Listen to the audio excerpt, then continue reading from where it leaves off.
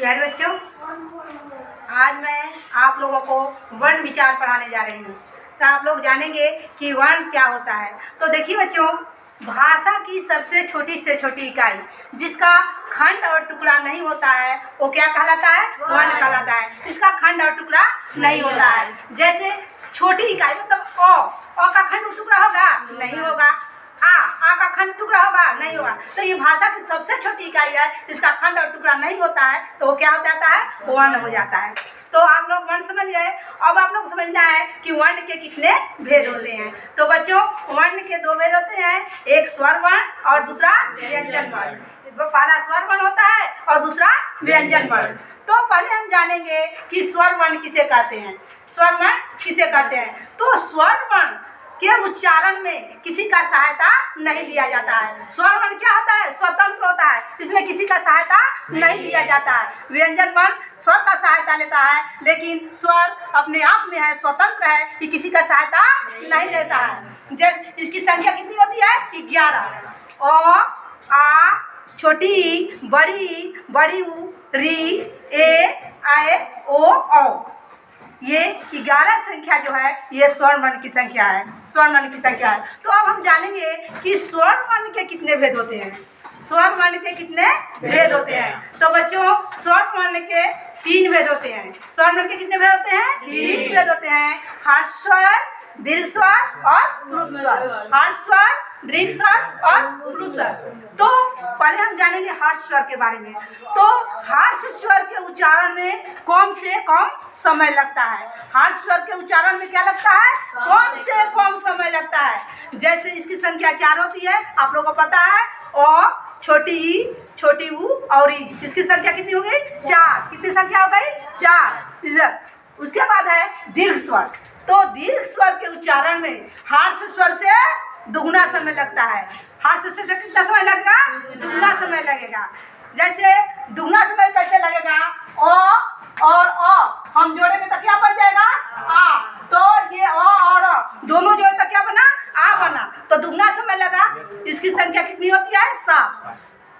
अ, आ, बड़ी, बड़ी ऊ, ए, आए, ओ, औ। तो इसकी संख्या कितनी हो गई? 7। इसके उच्चारण करने में हर्ष स्वर से दुगना समय लगता है। अब तीसरा है प्लुत स्वर। प्लुत स्वर। तो प्लुत स्वर के उच्चारण में हर्ष स्वर से तिगुना समय लगता है। कितना समय लगता है? तिगुना समय लगता है। जैसे ओ, ओम, तो इसमें क्या लगा? हर्ष स्वर से तिगुना समय लगा। कितना समय लगा? तिगुना समय लगा।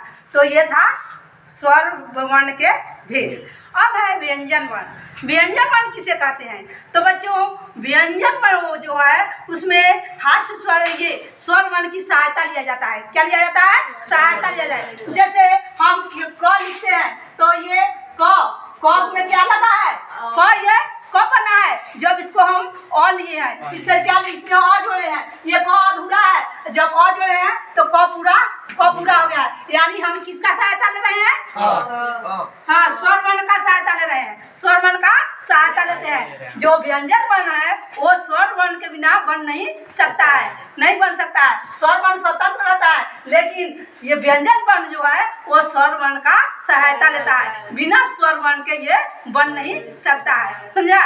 तो अब है व्यंजन वर्ण के भेद। तो व्यंजन वर्ण के 3 भेद होते हैं। 3 भेद होते हैं। स्वर वर्ण के भी 3 भेद होते हैं, तो व्यंजन वर्ण के भी कितने भेद होते हैं? 3। पहला होता है स्पर्श व्यंजन। पहला कौन होता है? स्पर्श व्यंजन। देखिए बच्चों, क से लेकर म तक जितने भी वर्ण हैं वे ये स्पर्श व्यंजन के अंतर्गत आते हैं। क से लेकर म तक जितने भी वर्ण हैं वो स्पर्श व्यंजन के अंतर्गत आता है। इसकी संख्या कितनी हो गई? 25। क वर्ग, च वर्ग, ट वर्ग, त वर्ग और प वर्ग। तो इसकी संख्या कितनी हो गई? 25 हो गई। ठीक ना? अब है अंत अस्थ व्यंजन। अंत अस्थ व्यंजन। तो य, र, ल, व, य, र, ल, व।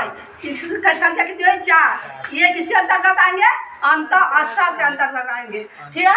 उसके बाद है उष्म व्यंजन। उष्म व्यंजन क्या? उष्म उसमें व्यंजन, हाँ। तो उस व्यंजन का देखो, उसमें व्यंजन में क्या रहा है, जब हम उच्चारण करते हैं तो हमारे मुंह से क्या है, उष्मा निकलती है। क्या निकलती है? उष्मा, गर्माहट निकलती है। तो उसे हम क्या कहेंगे? उसमें व्यंजन। इनकी भी संख्या कितनी होती है? 4। कौन कौन? तालव्य स, मूर्धन्य स, दंत स और ह। तालव्य स, मूर्धन्य स, दंत स और ह। जब हम बोलेंगे तो इससे गर्माहट उत्पन्न होती है। क्या होती है? गर्माहट। जब बोलेंगे ना तो गर्माहट उत्पन्न होती है। तो ये क्या कहलाता है? उसमें व्यंजन। आप लोग को इतना आ गया। अब है एक संयुक्त व्यंजन।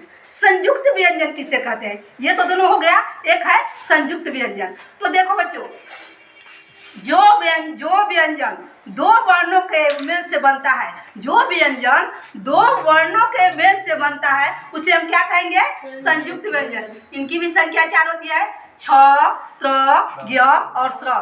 छ, त्र, ज्ञ और स्र। अब जैसे छ है तो छ कैसा बना? प मूर्धन्य स मिलाओगे तो क्या बनेगा? छ। त और र मिलाओगे तो त्र बनेगा।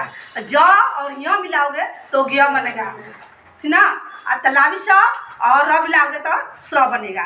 तो ये दो व्यंजनों के मेल से बना। किससे बना? दो व्यंजनों के मेल से बना। आप लोग को समझ में आ रहा होगा। इसके बाद एक और है अयोगवाह। अयोगवाह क्या है?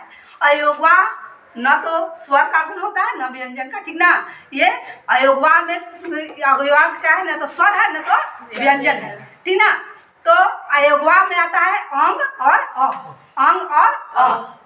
तो अब हम जानेंगे कि अंग और अ क्या है। तो अंग को हम क्या कहते हैं? अनुस्वार। क्या कहते हैं? अनुस्वार।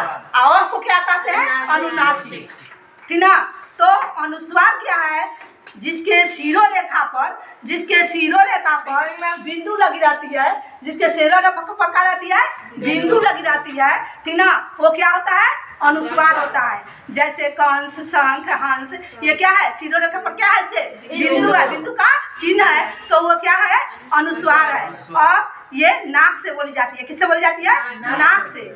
और फिर है अनुनासिक। अनुनासिक जो है वह स्वर का गुण होता है। किसका गुण होता है? स्वर का गुण होता है, ठीक ना। इसके शिरोरेखा पर चंद्रमा के आकार का चिन्ह लगा रहता है। चंद्रमा के आकार का क्या लगा रहता है? चिन्ह लगा रहता है। तो जैसे चांद हो गया, मुंह हो गया, आँख हो गया, ये क्या है? अनुनासिक है। इसका उच्चारण हम नाक और मुंह दोनों से करते हैं। नाक और मुंह दोनों से सांस निकलती है, तो ये क्या हो जाएगा? अनुनासिक। अब एक है विसर्ग। विसर्ग क्या है? विसर्ग तुम लोग देखते होगे कि कोई भी हम लिखते हैं शब्द तो 2 बिंदु देते हैं, बगल में क्या देते हैं? 2 बिंदु देते हैं। और जो बोलना उच्चारण करते हैं तो ह की भांति उच्चारण होता है, तो उसे हम क्या कहेंगे?